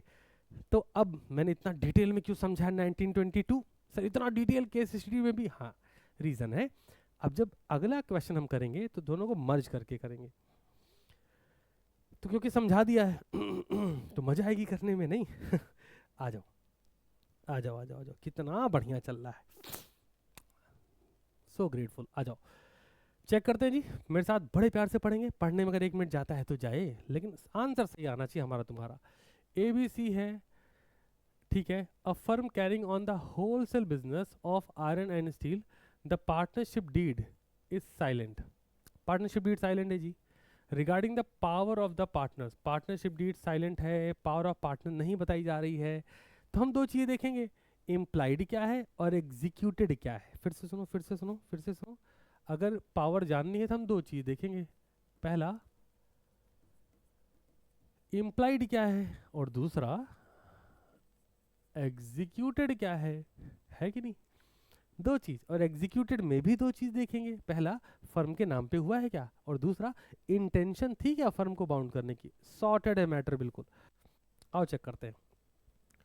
During the course of business A enter into the foreign transaction without consulting B and C, तो जब बोल रहे हैं कि ए कॉन्ट्रैक्ट में या इंटर हो रहा है, ट्रांजेक्शन में इंटर हो रहा है बिना बी और सी से कंसल्ट किए हुए, हमका मैटर बड़ा क्लियर है, इसका मतलब इम्प्लाइड वाला सिनेरियो चेक करना है। आओ, ही परचेज स्टील वर्थ ₹80 लाख, ध्यान दो बिजनेस किस चीज़ का था, wholesale business of iron and steel, ठहर जाओ, nature of business iron and steel, बढ़िया है जी। अब आइए चेक करते हैं, मजा लेंगे। ही परचेज स्टील परचेज करा है ऑर्डिनरी कोर्स में मुझे बात बताओ, अगर हमारा बिजनेस, एक सेकंड का समय दीजिए, एक सेकंड का समय दीजिए, कुछ तो सर्वर इशू लग रहा है, wait wait wait wait. Screen में थोड़ा सा कंसर्न था बट अभी आगे फोकस करेंगे। हमने बिजनेस का नेचर आइडेंटिफाई कर लिया था कि जो इनका बिजनेस है वो आयरन एंड स्टील का है, सॉर्टेड थे यहाँ पर। अब आगे बढ़े। During the course of business A enter हो रहे हैं कुछ ट्रांजेक्शन के साथ without consulting B and C. A contract में इंटर हो रहे हैं, बी एंड सी से कंसल्ट नहीं कर रहे। मैंने कहा सर अगर कंसल्ट नहीं कर रहे तो सेक्शन नंबर 19 में इम्प्लाइड अथॉरिटी एप्लीकेबल है सर। चेक करते हैं। ही परचेज स्टील वर्थ ₹80 लाख, तो स्टील परचेज कर रहे हैं, उनके नेचर का, बिजनेस के नेचर का पार्ट है तो कर सकते हैं, इम्प्लाइड अथॉरिटी इसकी मंजूरी देता है। आगे बढ़ो। ऑर्डिनरी कोर्स में परचेज भी क्या है, the purchase order was signed for firm के लिए कर रहे हैं, ये भी क्लियर है, और वो अपना नाम लिख रहे हैं एज अ पार्टनर, तो मैटर सॉर्टेड है। यहाँ पर ए ने जो भी एक्ट परफॉर्म करा है इसके लिए फर्म बाउंड होगी, ठीक है ना। नेक्स्ट पे चलते हैं, अगला स्टेप देखो। ही परचेज अ लग्जरी याच इन फर्म नेम, फर्म के नाम पे खरीदा, for entertaining his personal guest. ओ भाई ये तो गड़बड़ है। तो अब समझो यहाँ पर क्या है, एग्जीक्यूटेड कॉन्ट्रैक्ट है, बहुत ध्यान दो, एग्जीक्यूटेड परफॉर्मेंस है। यहाँ तक सेक्शन 19 एप्लीकेबल था। इस केस सिनेरियो में ये थोड़ा सिनेरियो बदल गया, ये बिजनेस के लिए फर्म के नाम पे तो खरीदा बट फर्म के बिजनेस के लिए नहीं खरीदा, तो ये पर्सनल गेस्ट को इंटरटेन करना चाह रहे हैं, इसके लिए फर्म। अरे तुम पार्टनर होते बी एंड सी में से कोई भी, तो क्या तुम इसके लिए लाइबिलिटी लेते, पेमेंट करते, नहीं करते। आगे, claiming that it would enhance the firm reputation, कह रहे हैं कि मैं अपना पर्सनल गेस्ट घुमाऊंगा और फर्म की रेपुटेशन बढ़ जाएगी। मैंने कहा अरे परमात्मा। आगे बढ़ते हैं। Next, he personally ordered office furniture for the firm office but signed the order only in his own name without mentioning the firm name। वापस से ध्यान दो, फर्म का नाम मेंशन नहीं है। तो मेरी बात सुनिए, जब हम यहाँ तक पहुंचे तो हमें साफ साफ पता लगा, सेक्शन नंबर 19 एकदम दिल को छू गया कि भाई साहब विदाउट कंसल्टिंग, ध्यान दो लिखा है ना, विदाउट कंसल्टिंग मतलब आप इम्प्लाइड अथॉरिटी में प्ले कर रहे हो, which is presumed by the law कि हाँ आप फर्म के नाम पे फर्म के लिए बिजनेस एक्ट परफॉर्म कर सकते हो। बट जब यहाँ इंटरव्यू हमने देखा वो फर्म के नाम पर परचेज कर रहा है, ध्यान दीजिएगा फर्म के नाम पे हो रहा है, लेकिन indicating own name without mentioning the firm name और indicating that he was acting on behalf of the firm. अब वो फर्म का नाम भी मेंशन नहीं कर रहा, इंडिकेट भी नहीं कर रहा। मैंने कहा गजब आदमी यार। तो यहाँ पर सेक्शन नंबर 22 एप्लीकेबल होगा, और सेक्शन नंबर 22 में पार्टनर ने जो परफॉर्मेंस एग्जीक्यूट करी है, हमें दो चीज़ देखनी होती। क्या दो चीज़, पहला फर्म के नाम पे फर्म के लिए बिजनेस हुआ है क्या, मैंने कहा लग तो नहीं रहा। तो हम दूसरा चीज़ देखते हैं, क्या पार्टनर का इंटेंशन ऐसा था कि उसने फर्म के लिए बिजनेस करा है सो दैट फर्म लाइबल हो जाए। मैंने कहा वो भी नहीं लग रहा। आगे बढ़ जाओ, नेक्स्ट पर चलते हैं। Okay, X limited the yacht seller and the furniture supplier each claim that the firm was liable. तो दोनों लोगों ने कहा फर्म लाइबल है। B and C disputed their liability. B से कहते हैं पैसा ना देंगे पैसा ना देंगे। सेक्शन 19 देखो, सेक्शन 22 देखो और मस्त आंसर करो। आओ मेरे साथ, चलो भाई चलो, बड़ा शानदार चल रहा है माहौल। आइए, हाँ तो सेक्शन 19 और 22 दोनों देखना है, मर्जर है कंसेप्ट का। सेक्शन 19 सब सेक्शन 1 कहता है partner has implied authority to bind the firm, but कब, जब बिजनेस फर्म के लिए एक्ट हुआ हो। सेक्शन 22 कहता है जो एक्ट हुआ है must be done in the name of the firm, या फिर किसी ऐसे मैनर में जहां पर इंटेंशन हो फर्म को बाउंड करने का। ये तो सिखाया ना। अब आओ, देयरफॉर अब चेक करते हैं। Act to bind the firm, all the following condition must be satisfied. हमें ये लिखना पड़ेगा दोस्त, एग्जामिनेशन में बच्चा कंसेप्ट ही नहीं लिखता, कहता सर हम प्रोविजन हेडिंग बनाए, फैक्ट हेडिंग बनाए, कंक्लूजन बनाए। मैंने कहा कंसेप्ट लिखा था, जिसके ग्राउंड पे तुमने अपने आंसर को कंक्लूड करा है, कहती वो तो नहीं लिखे। मैंने कहा नंबर चाहते हो, कहा हाँ। मैंने कहा वो तो नहीं मिलेगा। कितना सिंपल है समझना यार, आईसीएआई की डिमांड में समझनी है ना कि हमें अगर वो लैंग्वेज लिखनी है, भाई कंसेप्ट लिखो। 19 लिखा, 22 लिखा, अब कंसेप्ट क्या है चेक करो। आ जाओ आ जाओ आ जाओ। The act must relate to the usual business of the firm, it must be done in the ordinary course of business. तीसरा, it must be done in the firm name या फिर intention to bind the firm. आप check करते हैं कि जो उसने purchase करा है उसमें कब उसका इंटेंशन ऐसा था। आ जाओ application to the present case. पहला कंडीशन के साथ देखो, purchase of steel from X limited, business किस चीज़ का दोस्त, आयरन और स्टील का बिजनेस था। अब चेक करो, अगर उसने स्टील परचेज करा है जो कि directly connected with the firm wholesale business, तो फर्म बाउंड होगी कि नहीं होगी, बिल्कुल होगी। It was made in the ordinary course, all the conditions are satisfied. जब तुम ये लिखोगी statement all the conditions are satisfied, हम बोले ना कंडीशन लिखे हो कि नहीं, हाँ लिखे हैं। Hence firm is bound by this transaction, तो फर्म बाउंड है, पैसा एक्स लिमिटेड को देना पड़ेगा। अब अगला, परचेज ऑफ लग्जरी याच, किस लिए परचेज किया था, अपने पर्सनल गेस्ट को घुमाने के लिए। आओ पढ़ते हैं। जो लग्जरी आज परचेज किया, ये not connected with the usual business. Business किस चीज़ का है दोस्त, आयरन स्टील का। कहते स्टील का ही तो है आज। मैंने कहा परमात्मा, आयरन स्टील खरीद के बिजनेस करना है, मतलब हम आयरन स्टील परचेज करेंगे और सेल करेंगे। लग्जरी आज परचेज कर रहे हैं, तो ये यूजुअल बिजनेस का पार्ट नहीं है, फर्म का बिजनेस का पार्ट नहीं है, scope of the firm business नहीं आता, और सब कुछ हो गया नॉट बाउंड द फर्म। कितना सिंपल था समझना, है ना। थर्ड पे आते हैं, purchase of office furniture. Check करो मजा आएगा। Office furniture is connected with the firm business. तुम बोले है आयरन स्टील का था, मैंने कहा सुनो तो सही। However A signed only in his personal name, उसने सिर्फ अपना पर्सनल नाम लिखा, not mentioning the firm name और indicate that he was acting on behalf of, उसने इंडिकेट भी नहीं किया कि मैं फर्म के बिहाफ पे कर रहा हूँ। सिंस सेक्शन नंबर 22, अब ये रिक्वायरमेंट चेक करेगा क्या, कि जो एक्ट एग्जीक्यूट हुआ, परफॉर्म हुआ, क्या वो फर्म के नाम पे हुआ, मैंने कहा वो तो नहीं हुआ। फिर दूसरा, क्या उस पार्टनर ने जिसने एक्ट को एग्जीक्यूट करा है, सेक्शन 22 में सेकंड कंडीशन, जो एक्ट को एग्जीक्यूट करा है, क्या उसका इंटेंशन था कि वो फर्म को लायबल कर दे। और चेक करते हैं, required that the act be done in the firm name और इन मैनर जहां पर इंटेंशन हो to bind the firm, this condition is not fulfil, ये भी नहीं है। जब कंडीशन फुलफिल ही नहीं हुई, the firm is not bound. Sir कैसे कंडीशन नहीं फुलफिल हुई, मैंने कहा यार उसने फर्म का नाम लिखा नहीं, फर्म के लिए परचेज किया नहीं, तो फर्म के लिए बिजनेस करना था वो उसे हुआ नहीं, फर्म का नाम वो भी उसने लिखा नहीं, तो ना इंटेंशन थी ना फर्म के लिए बिजनेस था, तो फर्म लायबल क्यों होगी। कंक्लूजन चेक करो, पूरा लिखने के बावजूद भी कंक्लूजन हमें कंक्लूड करना है। Purchase of steel binding the firm, क्यों, क्योंकि सेक्शन 19 और 22 दोनों सेटिस्फाई हो रही है। लग्जरी आज नॉट बाइंड द फर्म, क्यों, क्योंकि ये बिजनेस में ऑर्डिनरी कोर्स के आउटसाइड का पार्ट था। तीसरा, office furniture not bind the firm, क्यों, डॉक्यूमेंट डज नॉट एक्सप्रेस और इम्प्लाइंग इंटेंशन, उस डॉक्यूमेंट में उसने फर्म का नाम ही नहीं लिखा कि फर्म के लिए परचेज हो रहा है। Now conclude, hence only the claim of X limited is legally enforceable. मुझे प्लीज बताइए सारे बच्चे, section number 19 and section number 22, जब हमने दो सेक्शन को मर्ज करके एक केस स्टडी तैयार करी, शानदार थी, कंसेप्ट भी रिकॉल हुआ, रिवाइज हुआ और एप्लीकेशन भी समझ आई। फटाफट से बताओ, सारे लोग बताओ फटाफट से, सबको समझ आया है ना, पक्का मान लूं। जल्दी जल्दी बताओ।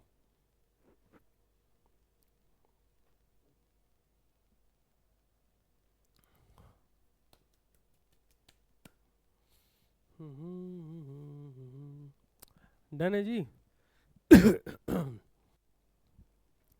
बहुत ही बढ़िया। अब आएंगे हम लोग अगले केस स्टडी पर, जो कि अगेन न्यू केस स्टडी है, किसी PYQMT PRT में एग्जिस्ट फिलहाल तो नहीं करती, पेपर में आएगी तो देखी जाएगी, है ना। फिर बोलेंगे अरे सर हमने तो पढ़ा हुआ था, ये वाला फील, ये वाला एटीट्यूड होगा। मज़ा आ रहा है ना। चलो इस क्वेश्चन को देख लेते हैं बड़े ध्यान से, बड़े फोकस के साथ, ठीक है। आइए, ABC है, सेक्शन 22 तक कर लिया हम लोगों ने, ध्यान रहे। ABC है, सीमेंट का बिजनेस है, ठीक है, सीमेंट के बिजनेस बाई एनॉमिनस एग्रीमेंट, कोई ऐसा खास एग्रीमेंट नहीं था। Partner decide that no partner shall purchase goods worth more than 25 lakh without the prior written consent of all. मेरी बात सुनो, बहुत बात सुनो, हेलो कैसे हो। ध्यान से सुनो मेरी बात को। जब भी हम किसी ऐसे क्वेश्चंस को देखते हैं तो हमें लगता है यार इस पे कौन सा सेक्शन लगेगा, मैंने कहा बड़े प्यार से सीखो। जब भी क्वेश्चन में भाई, अगर हम सीमेंट का बिजनेस कर रहे हैं, ध्यान सुनो, हम सीमेंट का बिजनेस कर रहे हैं तो हम ये बोल रहे हैं कि सेक्शन नंबर 19 के अंडर में विच इज इम्प्लाइड अथॉरिटी कि कोई भी पार्टनर फर्म के लिए फर्म के नाम पे कुछ भी परचेज कर सकता है जो फर्म के लिए यूज हो। सीमेंट का बिजनेस है तो सीमेंट खरीद लो 20 लाख की, क्या दिक्कत है। सेक्शन नंबर 19 ये कहता है कि पार्टनर की अथॉरिटी का पार्ट है अगर उसने यूजुअल कोर्स ऑफ बिजनेस में किया है तो। सेक्शन नंबर 22 ये हमसे कहता है कि अगर पार्टनर ने कोई परफॉर्मेंस को एग्जीक्यूट करा, कुछ एक्ट उसने परफॉर्म करा है, अगर वो फर्म के नाम पे हुआ है या फिर उसका इंटेंशन था फर्म का नाम कॉन्ट्रैक्ट में मेंशन करके फर्म को लायबल ठहराने का, तो फर्म लायबल रहेगी। अमाउंट मैटर नहीं करता, अमाउंट इज इमटेरियल।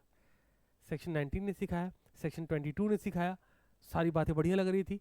बट मैंने कहा जहाँ रियलिस्टिक अप्रोच देखते हैं, तुम एक पार्टनर हो, तुम्हारे साथ कोई एक और दो पार्टनर और हैं, उनमें से एक ने कहा कि यार मेरे को सीमेंट परचेज करनी है, मैं 30 लाख की सीमेंट बिजनेस में डलवा देता हूँ, बिजनेस फर्म के नाम पे खरीदूंगा, फर्म के लिए खरीदूंगा, और नेचर ऑफ बिजनेस सीमेंट का है, नेचर ऑफ ट्रांजेक्शन सीमेंट का है, फर्म लायबल हो जाएगी।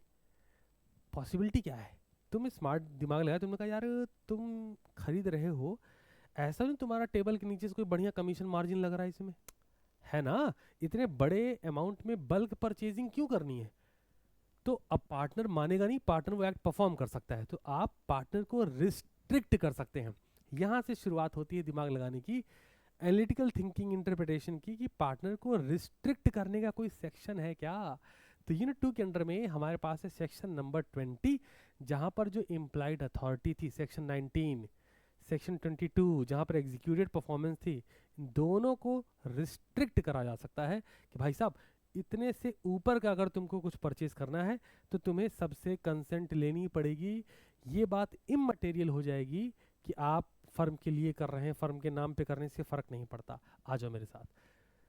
तो हमें बात समझ आई कि यहाँ पर मस्त से एप्लीकेबल, तुमको लॉजिक क्लियर हुआ ना जब ये कह रहे हैं। ओके, इन्होंने क्या बोला कि no partner shall purchase goods worth more than 25 lakh without the prior return consent. तो ये कर क्या रहे हैं? मैंने कहा ये तो यार रिस्ट्रिक्शन डाल रहे हैं किस पर? पार्टनर्स की अथॉरिटी पर। हाँ है ना, पार्टनर्स की अथॉरिटी को रिस्ट्रिक्ट करा जा रहा है कि तुम फर्म के नाम पे, फर्म के लिए, फर्म के बिजनेस के लिए कुछ भी कितने का भी नहीं परचेज कर लोगे। ये बात कहाँ बताई गई? मैंने कहा यार ये बात बताई गई है section 20 of the Indian partnership act 1932।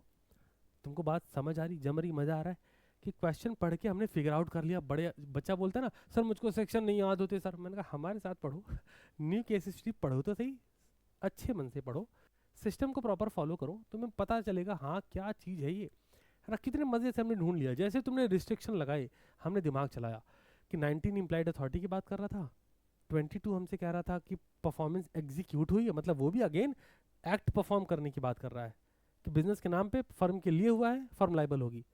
यहाँ कह रहे नहीं नहीं नहीं, अगर आपने इससे ज़्यादा का परचेज किया तो सबकी कंसेंट चाहिए। मैंने कहा मतलब रिस्ट्रिक्शन लगा रहे हैं, तो रिस्ट्रिक्शन सेक्शन नंबर 20 में है। आओ अब पढ़ते हैं आगे, ठीक है ना। वाह जी वाह। ओके, तो मन में एक डाउट आ रहा होगा ना कि सर मान लो इस पर रिस्ट्रिक्शन लगा दी, बहुत ध्यान से सुनो, इंटरप्रिटेशन को बहुत स्ट्रांग कर दो। सर हमने मान लो ए बी सी हैं, ए बी ने मिलके सी पे रिस्ट्रिक्शन लगा दी कि सी सुनो तुम चमन आदमी हो, कुछ भी मत परचेज कर लेना, और 25 लाख से ऊपर का सामान तुम परचेज नहीं कर सकते, और अगर तुमने किया तो फर्म लायबल नहीं होगी। रिलेटेबल बनाते हैं। सी ने 27 लाख का परचेज कर लिया फ्रॉम एक्स लिमिटेड, सी ने 27 लाख का एक्स लिमिटेड से परचेज कर लिया। अब अगर आप मुझसे पूछोगे कि सर इस ट्रांजेक्शन में क्या फर्म लायबल होगी, मैंने कहा अगर सी के ऊपर, पार्टनर सी के ऊपर सेक्शन नंबर 20 के अंडर में रिस्ट्रिक्शन लगी है 25 लाख तक के लिए, तो फर्म लायबल नहीं होगी। तो फिर तुम बोलोगे सर इस कंडीशन में, मैं भी इंटरप्रिटेशन दिमाग चलवा रहा हूँ कि सर वो जो थर्ड पार्टी है एक्स लिमिटेड, उसने तो 27 लाख का बेच दिया ना, उसको तो लग रहा है भाई फर्म का नाम भी लिखा था, सी पार्टनर भी लिखा था, तो उसको तो लग रहा है फर्म से पैसा ले ही लेंगे, तो सर फिर उसका तो पैसा डूब जाएगा। मैंने कहा नहीं डूबेगा। तुमने सर कैसे नहीं डूबेगा? मैंने कहा स्मार्ट गेम है ना यार, क्यों पैसा डूबेगा उसका? लॉजिकल ये है, उसका पैसा डूबने के लिए क्या उसको रिस्ट्रिक्शन पता थी? अगर पता थी तो पैसा डूबेगा, ठीक है, ये कंडीशन है। आओ पढ़ के चेक करते हैं। तो लिखा है डिस्पाइट द रिस्ट्रिक्शन, चेक करो अब मजेदार आने वाली बात, ये कंडीशन जो मैंने बताई यहाँ पर आएगी। ए विदाउट ऑब्टेनिंग कंसेंट, बिना कंसेंट लिए सीमेंट परचेज करता है 40 लाख की, किससे? एक्स लिमिटेड से। मजा आ गया जी। तो यहाँ पर समझिए थर्ड पार्टी कौन है, मैंने कहा थर्ड पार्टी, ओए होए थर्ड पार्टी कौन है, मैंने कहा ये है एक्स लिमिटेड थर्ड पार्टी। तो हमें चेक करना है क्या थर्ड पार्टी को इस रिस्ट्रिक्शन के बारे में इंफॉर्मेशन थी, ये ढूंढना है। अगर थी तो वो लाइबल होंगे, नहीं थी तो नहीं होंगे। चेक करते हैं, आ जाओ आ जाओ आ जाओ। X limited was aware of the restriction, ओए होए एक्स लिमिटेड को इस रिस्ट्रिक्शन के बारे में पता था। Contain in the partnership agreement but still supplied the goods. तो भैया तुम झेलो फिर, भाई तुमको रिस्ट्रिक्शन पता है कि ये इंसान 25 लाख से ज़्यादा का माल नहीं खरीद सकता, तुमने फिर भी 40 लाख का माल बेच दिया, तो लाइबिलिटी रिस्पॉन्सिबिलिटी किसकी? फर्म की नहीं है। आगे बढ़ते हैं। In another transaction A purchase cement worth rupees 35 lakh from Y limited. अब यहाँ देखो मजा आएगा। एक और ट्रांजेक्शन में ए लिमिटेड ने 35 लाख का वाई लिमिटेड से परचेज कर लिया, which had no knowledge of the restriction, जिसमें वाई को कोई रिस्ट्रिक्शन की नॉलेज नहीं है। ऑनेस्टली उसने बस ए पे बिलीव करा कि ये पार्टनर है तो अथॉरिटी तो होगी। अब आते, अब मजा आएगा। B argue that neither X limited nor Y limited could recover the price from the firm. B ने कहा ऐसा है, अच्छा ना ए ना बी कोई पैसा नहीं ले पाया, ना एक्स लिमिटेड ना वाई लिमिटेड। ए के जो ट्रांजेक्शन हुए हैं, ना एक्स लिमिटेड ना वाई लिमिटेड कोई भी फर्म से पैसा नहीं ले पाएगा। मैंने कहा सुनो मेरी बात, रिस्ट्रिक्शन में सेक्शन नंबर 20 में बोलता है अगर third party have the knowledge about the restriction तो वो क्लेम नहीं कर पाएगा फुल अमाउंट। बट अगर कोई थर्ड पार्टी जिसको रिस्ट्रिक्शन के बारे में नॉलेज नहीं है, वो गुड फेथ में ट्रांजेक्शन में डील कर रहा है, वो क्लेम लेगा। और चेक करते हैं।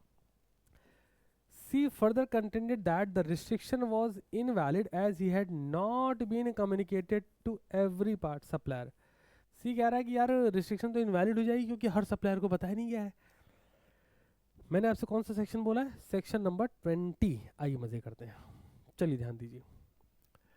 सेक्शन नंबर 20 के अकॉर्डिंग क्या कहता है जी? According to the legal position of govern by section 20, section 20 provide that the implied authority of a partner may be extended, बढ़ाया भी जा सकता है, रिस्ट्रिक्टेड, रोका भी जा सकता है, by a contract between all the partner. However such restriction is effective against a third party only if.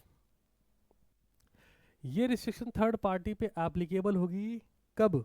Condition है, चेक करो। पहला, third party know about the restriction, third party को पता हो। दूसरा, third party does not know that he is dealing with a partner of a firm, उसको third party को ये ना पता हो कि फर्म के पार्टनर से डील कर रहा। तीसरा, एप्लीकेशन क्या है चेक करते हैं। ये एप्लीकेशन क्या है चेक करिए। ओके मजा आने वाला है। यस, पहला ट्रांजेक्शन विद एक्स लिमिटेड, जरा चेक करो। एक्स लिमिटेड वॉज अवेयर, लिखा है ना। अब आओ, x limited knew that is authority was restricted, और फिर भी तुम दे रहे हो, इस नॉलेज के बावजूद तुम दे रहे हो। Therefore the restriction is effective against x limited, the firm is not bound. Matter sorted है ना, फर्म बाउंड नहीं है। आगे आओ, ट्रांजेक्शन विद बी लिमिटेड, ध्यान देते चलना, ध्यान देते चलना। Y limited had no knowledge, अब क्योंकि इसको नॉलेज नहीं है तो फर्म बाउंड होगी क्योंकि गुड फेथ में करा है। It believed that A was acting within his usual authority. So, Y Limited is entitled to rely upon A's implied authority. Section 19 applicable हो जाएगा और Y Limited amount recover कर सकेगा। Next, firm is bound by the purchase of 35 lakh from Y Limited. पैसा देना पड़ेगा। Contention of B, check करो check करो चेक करो। B argue that neither, B कह रहा है कि ना X को पैसा मिलेगा ना Y को पैसा मिलेगा। मैंने कहा पागल हो गया है। B contention is partially incorrect, smart way है पार्शियली। क्यों? एक्स लिमिटेड को नॉलेज थी, उसको पैसा नहीं मिलेगा। Y limited does not have any knowledge about the restriction about the section number 20 on any partner, उसको नॉलेज नहीं है, वो पैसा ले जाएगा। करेक्ट रिगार्डिंग एक्स लिमिटेड, इसको पैसा नहीं मिलेगा। Incorrect regarding Y limited because Y limited had no such knowledge. Contention of C देखते हैं। C further content that the restriction was, C कह रहा है कि रिस्ट्रिक्शन इनवैलिड है because had not been communicated to every supplier. मैंने कहा इधर आओ। C contention is also incorrect. क्यों sir? Section 20 does not require that every supplier must be informed of the restriction. Section 20 ये थोड़ी बोलता है सारे सप्लायर को फॉर्मूला बताओ। भैया ए को रिस्ट्रिक्ट कर दिया है, अरे सुनिए चाचा जी, ये को रिस्ट्रिक्ट कर दिया है, अरे भैया फलाने ये को रिस्ट्रिक्ट कर दिया है, ऐसा थोड़ी होगा यार। हम अपने पार्टनर पे रिस्ट्रिक्शन लगा रहे हैं ना। अब आप इसकी नॉलेज कर लो। आप फर्म से डील करने से पहले आपको भी तो नॉलेज, भाई आप जब बड़े अमाउंट में डील करते हो, तुम्हारी कोई रिस्पॉन्सिबिलिटी लाइबिलिटी नहीं कि पूछ लो कि भाई तुम्हारे तुम पे इतनी अथॉरिटी है। फर्म को फोन मिला के पूछ लो इस पे इतनी अथॉरिटी है, हम एक रिटर्न कंसेंट दे दो, अगर अथॉरिटी है तो हम माल डिलीवर करेंगे, नहीं है तो नहीं करेंगे। इतना सिंपल है ना। बड़े ट्रांजेक्शन में डील करते हुए पूछा तो जाता है। इसको ऐसे समझो, किसी ने बहुत ध्यान सुनना, तुम ट्रैफिक पे खड़े थे, कोई तुम्हारे पास आया, भैया तुमने कहा क्या है, 5 रुपए दे दो, तो क्या तुम उससे पूछोगे तुम्हें 5 रुपए लेने की अथॉरिटी है? कब लौटाओगे? सवाल जवाब होगा? नहीं होगा। बट कोई आ गया, यार 5 लाख रुपए दो यार, अब सवाल होगा। पढ़े कितना क्लोज हो अब सवाल होगा। क्यों चाहिए? कब तक लौटाओगे? तुम तो साला कमाते नहीं हो कुछ। कौन लौटाएगा? घर वाले लौटाएंगे? अच्छा, हेलो अंकल, 5 लाख रुपए मांग रहे थे, दे दें? हमें भी पापा से लेके देना, हम भी नालायक ही हैं। सवाल जवाब होगा नहीं होगा? होगा। फिर अंकल बताएंगे नहीं बेटा इसको मतलब ये नालायक है, चोर है। अच्छा अंकल ठीक है, क्यों? अंकल ने बताया कि इस पे ये नालायक है, इस पे सेक्शन नंबर 20 एप्लीकेबल हुआ है, इसको हमने रिस्ट्रिक्ट कर रखा है। अथॉरिटी एक्सटेंशन की बात छोड़ो, हमने इसको रिस्ट्रिक्ट किया, इसको पैसे से ना देना, और तुमने पैसा दिया तो तुम देखो। सर क्या बात कर रहे हो? हाँ, if you have the knowledge about the restriction. अब इमेजिन करो, इमेजिन करो, अंकल ने तुम्हें मना कर दिया इसको पैसे मत देना, नालायक है। That means you have the knowledge about the restriction of section number 20, है ना नॉलेज? और फिर भी तुमने दे दिया 5 लाख। फिर तुम अंकल के पास पहुंचे, अंकल आपके लड़के को 5 लाख दिए थे अपने पापा से मांग के। तो अंकल कहें बेटा जब तुमको मना किया था कि मत देना, you have the knowledge about the restriction, knowledge थी? तुम बोलो हाँ वो तो थी। कहे पैसा दिए? फिर कहे दे दिए। कहे फिर जेलो। If you have the knowledge about the restriction, तो फर्म, पिताजी उनके, अंकल जी, वो लाइबल नहीं है। But if you don't have the knowledge about the restriction, अगर तुम्हारे पास नॉलेज नहीं है, तब तो तुम रिलाई करोगे ना कि बेटा उन्हीं का है, सगा है तो दे ही देंगे। ठीक है, रिलेटेबल। आगे बढ़ते हैं। तो section 20 does not require the, भाई सप्लायर सबको इन्फॉर्म करना जरूरी नहीं है। Conclusion, X limited can not enforce the contract against the firm, Y limited can enforce the contract against the firm. Hence, B is only partially correct while C contention is legally untenable. So, with this note, हम लोगों ने बहुत ही शानदार तरीके से unit 2 के under में एक और लेक्चर करके बहुत सारे सेक्शन के न्यू केस सीरीज को बहुत ही अलग लेवल पे रिकॉल करा, रिवाइज करा, क्वेश्चंस की प्रैक्टिस हो गई, और यही एटीट्यूड के साथ हम पूरा बिजनेस लॉ करने वाले हैं, नॉट जस्ट ये, है ना। तो इसको ऐसे ही आनंद उठाते चलो, मिलेंगे नेक्स्ट लेक्चर में।